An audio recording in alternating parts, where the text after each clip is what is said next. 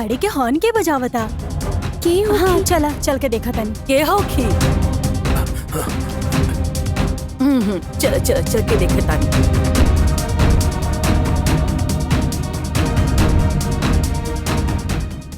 Horn की आवाज ताइल रहे, लेकिन यहाँ केहू दिखाई काहे न दे रहल बा।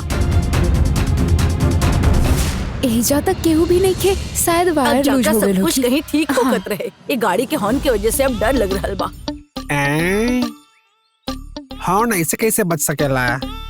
एकर कोई तो कारण होखे के चाहिए।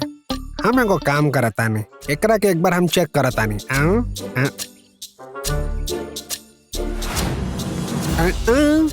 ये कैसन थैली बा? देखे के होखे।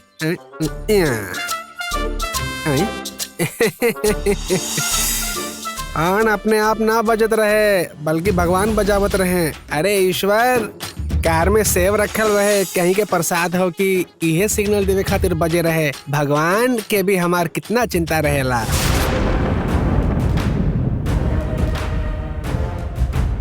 सेब के उखाई फिर ओकर बाद हमके जोन चाहिए वो हम जान सकिनी। अपन वश में करे खातिर जो फल हम भेजले रहनी वो केहू के खाए के होखी।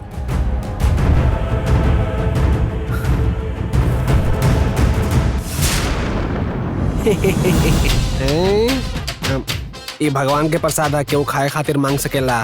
पहले हम एकरा के खा लेतानी।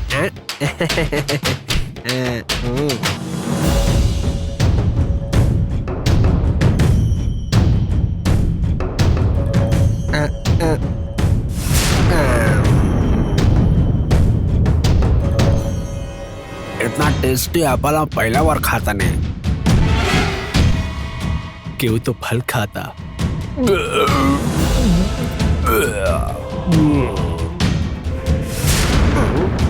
हमार भेजल गईल फल न जल्दी तू खा भी लेला।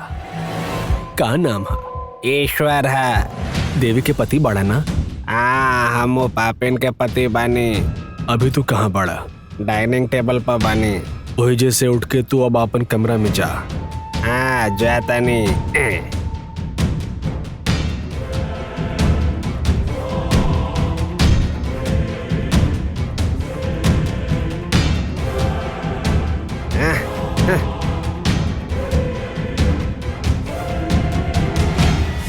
कमरा में आ गई ला का? आ गई नहीं। कमरा में के बा? केहू भी नहीं खे। दरवाजा बंद करा तनी।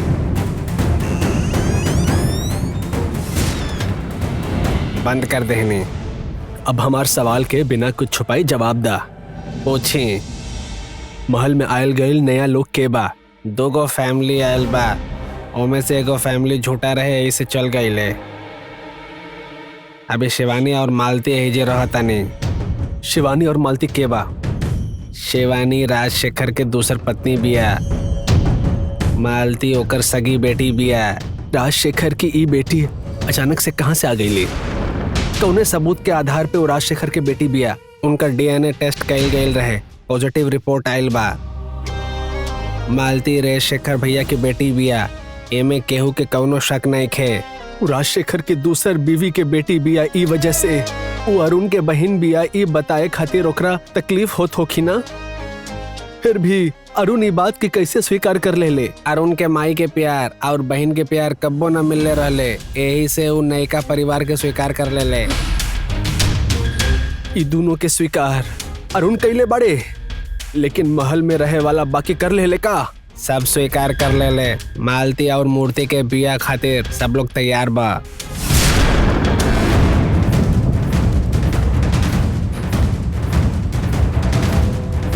कुछ दिन पहले ही दोनों के मंगनी भी हो गई ले रहे।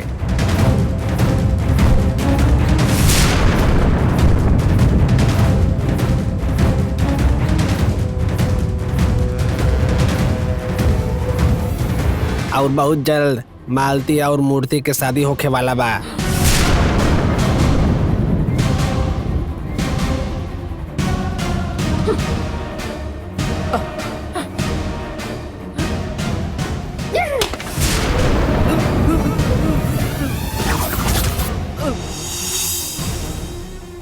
ई का हम ओकरा से बात करत रहनी ना, फिर तू नारियल फोड़े के जल्दबाजी काहे कर लू? अब और का बोले के बाकी बा? अभी वो बताओ लस्ता की मालती के बाड़ी। तहार शक दूर हो गई। वो राजशेखर की बेटी बिया। राजशेखर के खाली एगो बेटा नहीं, एगो बेटी भी बिया, ई पता चल गई। और वो बेटी के मंगनी भी भइल ह। अब तू ओकर बेटी के कुछ करे के बारे में मत सोचा। मालती राजशेखर की बेटी बिया ई तय हो गई। अभी ओकर मौत भी तय हो गई रहे। वनदेवी के मंदिर में पाप करे वाला राजशेखर के वंश के केहू के भी ना छोड़ब हम।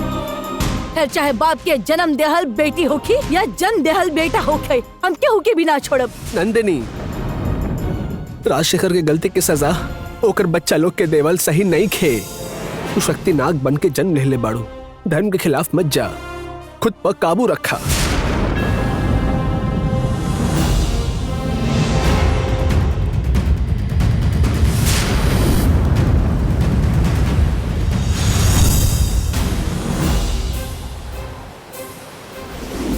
भैया, रउआ हमसे प्यार करतानी, ओकरा खातिर रउआ पास रखल हुअल वारना विशिष्ट काल चक्र कोनो वजह से तुलसी वृंदावन के नीचे रखे खातिर हमके देले रानी। रउआ जे कुछ करतानी ओकरा पीछे एगो वजह होखेला, बाकी रउआ जे ना करतानी ओकरा पीछे बहुत वजह होखेला। जे कुछ वजह ओकरे बारे में हम रउआ से बात कई के ऊ वजह जाने चाहतानी। और यही से राउर इस्तेमाल कियल हुआ सारा चीज एजा लाके विजय प्रीत पूजा करे वाला बानी।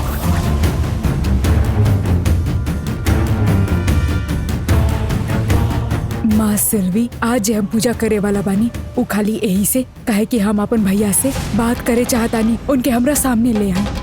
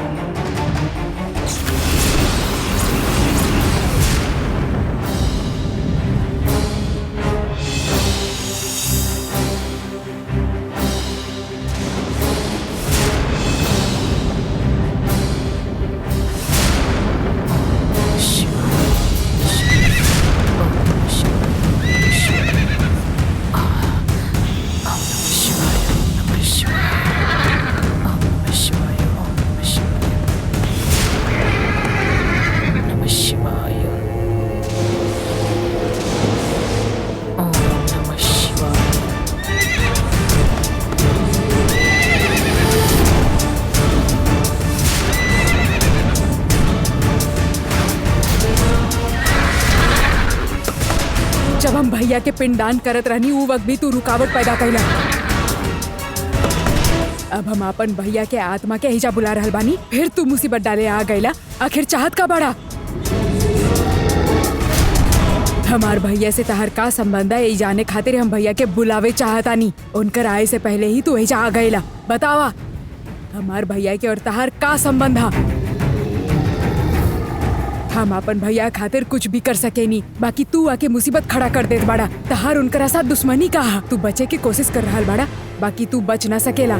और अब ई मांत्रिक बंधन के चक्र में फंस गईल बाड़ा, बाहर ना निकल सकेला। तू के बाड़ा और तहार असली रूप दिखाई के बाद ही हम तहारा छोड़ा। बतावा बाड़ा के तू हमार भैया के काम में मुसीबत काहे डाल रहल बाड़ा? तू ना बताइबा का? अगर तू ना बताइबा त तू के बड़ा हम जरूर ढूंढ निकालब। माया पूर्वी मंत्र विद्या सीख के अपन असली चेहरा छिपाए वाला तू तहार असली चेहरा हमरे सामने ला के रहा।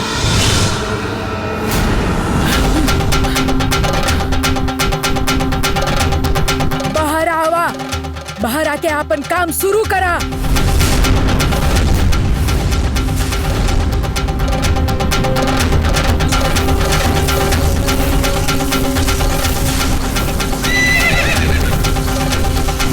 जब चला आ गया और फिर चल गया, ये हम बिल्कुल बर्दाश्त ना करब। यही से अब हम तोहके बंधन में बांध के रख ले बानी। अब हम तहार असली रूप हमरे सामने लेके आए। त्रिमूर्ति जंगल में रहे वाला वाड रानेश्वर की विभूति है।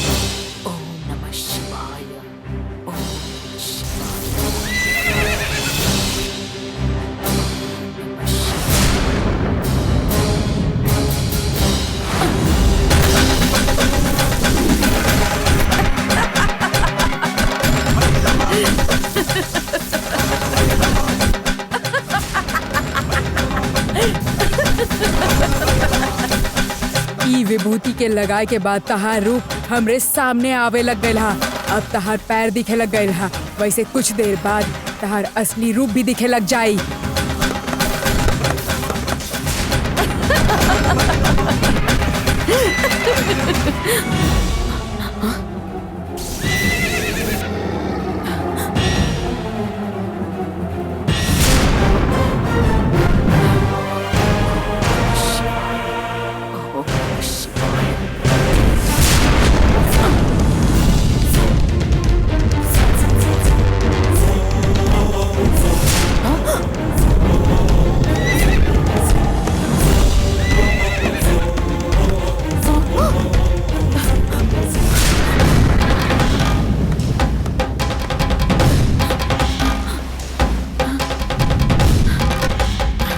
हे वाड रानेश्वर, ई विभूति जेकरा पे फेंकले बानी ओकर असली रूप सामने लेके आवा।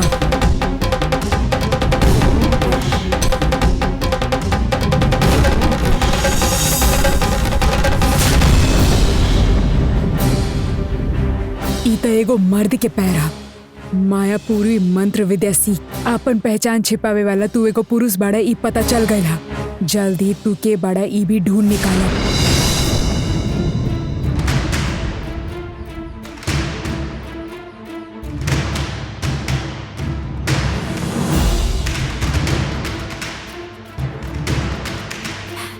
आई ना।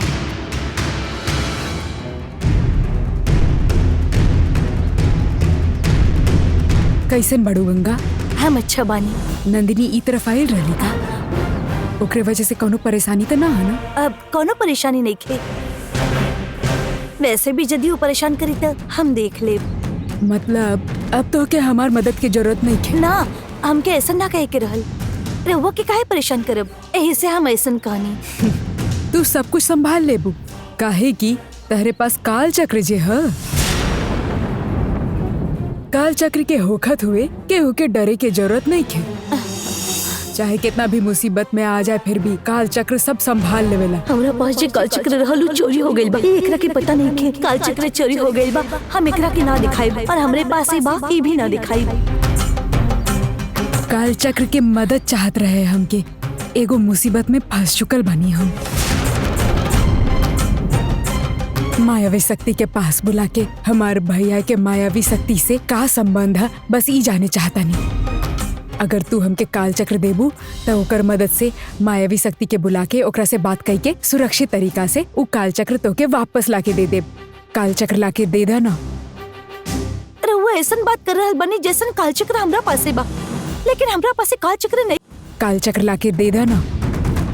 रहुआ ऐसन बात कर रहल बनी जैसन काल चक्र हमरा पासे बा, लेकिन हमरा पासे काल चक्र नहीं खे। सेनाएगी के घर में कालू के संरक्षण में रखल हुआ लू काल चक्र तू ओकरा लेके आयल रहलू ना। हम वो घर में गईली ही नहीं खे तो काल चक्र कैसे लेकर आई? हमके तो हर बात पे विश्वास नहीं खे गंगा।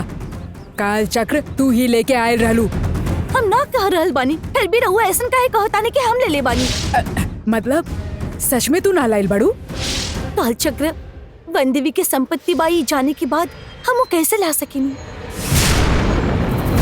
काल चक्र की वजह से पापा जी के भइल मौत के हम खुद अपना आँख से देख ले बानी। फिर काल चक्र घर में लावे के ना सोच सकेनी। नंदिनी पार्वतीपुरम में अपना माँ के साथ रहत रहली, लेकिन हम कुलदेवता कालू के मंदिर में बढ़ भईनी। ऐसा होखते कुलदेवता कालू के संरक्षण में रखल वो काल चक्र लेवे के हम हिम्मत भी कैसन कर सकेनी। और वो कहत बानी कि हम ओकरा के लेके आइल बानी। ना, ऊ कुल देवता कालू के संरक्षण में रखल हुआ काल चक्र जेकर ओकरा साथ संबंध ना होखेला ऊ ओकरा निकाल ना सकेला। यही से हम ऐसा कहानी। काल चक्र लावे खातिर ये हमरा साथे जबरदस्ती कैनी, लेकिन हमके अपन मायके वालन से कोनो संबंध न रखे के ऐसन भी कहनी, तो फिर हम तो उ घर में जा भी ना सकेनी। नंदिनी के पास रखल काल चक्र लोग धोखा से निकल ले रहनी, वैसन काम हम ना कर सकेनी, यही से हम काल चक्र ना लेके आईनी। तो काल चक्र हमरा पास बा, भगवान खातिर ऐसा हम पर शक करल बंद करी। अब इतना सब कुछ बताई के बाद हम तारा पे शक कर ही ना सकेनी। हम अभी तहार बात पे विश्वास करत हनी, बाकी आगे चल के तू काल चक्र लेके आइल बड़ू, ई बात हमके पता चल गए ना कि तू हमसे झूठ बोल के वो काल चक्र अपना पास रख ले बड़ू, तब फिर हम तोहके छोड़ब ना गंगा।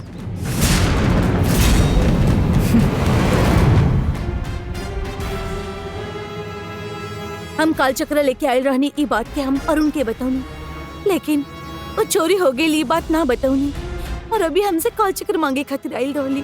काल चक्र हमरा पास नहीं खे, ये अरुण के पता चल गई तो बहुत बड़ प्रॉब्लम हो जाए। हे भगवान, माधवी के अरुण के सामने काल चक्र की बात ना करे के चाहिए।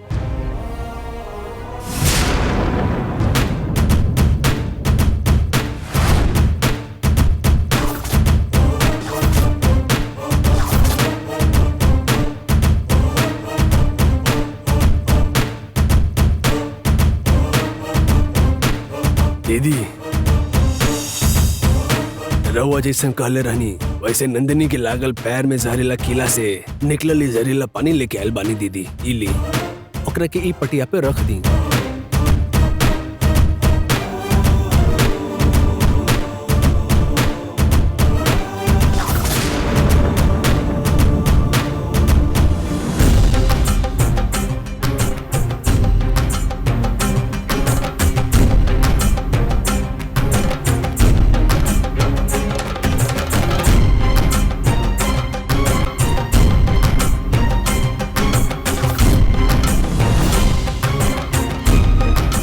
गंगा कहत रहले कि ओकरा पास काल चक्र नहीं खे।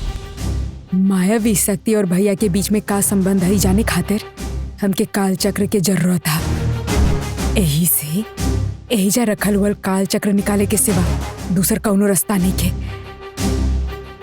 कैसे भी कह के हमके काल चक्र पाए के ही होगी। ए तू पूछा ना। तू पूछा ना। अरे ना तू पूछा। अरे पूछा। तू पूछा ना। अरे पूछा ना। का पूछे के बाद तू लोग के? ना दीदी, कालू के महाभोग लगावे के होके ता फागुन के उत्तरा नक्षत्र में ही लगावल जाला ना, या फिर पौष महीना में लगावल जाला? वो कालू के मंदिर में लगावल जाला का जाके? फिर रहुआ आज अचानक ऐसे? कुल देवता कालू के महाभोग लगौले बानी, ऐसा काहे केले बानी रहुआ? ये पूछल चाहत रहनी हम। फाल्गुन के उत्तर नक्षत्र और पौष मास में लगाए वाला महाभोग कुल देवता कालू के हम हर साल लगावे नी, लेकिन आज लगाल गली महाभोग नंदिनी की मुसीबत दूर होके के चाहिए, यही से कालू के लगायल ई विशेष महाभोग बा।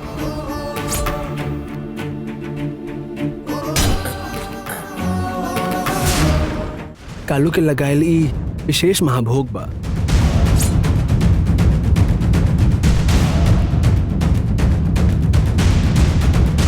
नंदिनी के नाग शक्ति के वरदान रहे के चाहिए तो आए वाला पूर्णिमा से पहले काल चक्र वन देवी के पास पहुंचावे के होखी। पूर्णिमा के दिन नजदीक आए वाला बा। 3 काल चक्र में से 2 गो ही खाली हमने के पास बा, एगो केकर पास भाई हमने का नहीं मालूम, लेकिन चोरी कैल गल काल चक्र से गंगा के जहरीला कीला से मारे की कोशिश कैल गइल बा। ओकरे पास एक काल चक्र बा, ऐसा हमके लागता। गंगा कहली कि ओकरा पास काल चक्र नहीं खे, सेनाएगी से और हमसे भी झूठ कहली। उ जहरीला कीला के लगैले बा उजाने खातिर ही ई महाभोग बा। महाभोग लगा के हमने की कैसे मालूम चले? हमारा आखिरी विशेष महाभोग के स्वीकार करे खातिर ही कालू कौनो न कौनो रूप में एजे अहिए। एक बार अगर कालू ई महाभोग के स्वीकार कर लेने तो जहरीला पानी कालू के दिखा के ई काम के कैले बाड़े ई हम कालू से पूछब। कालू ई पानी देख के कैले बा ओकर चेहरा दिखा दी है।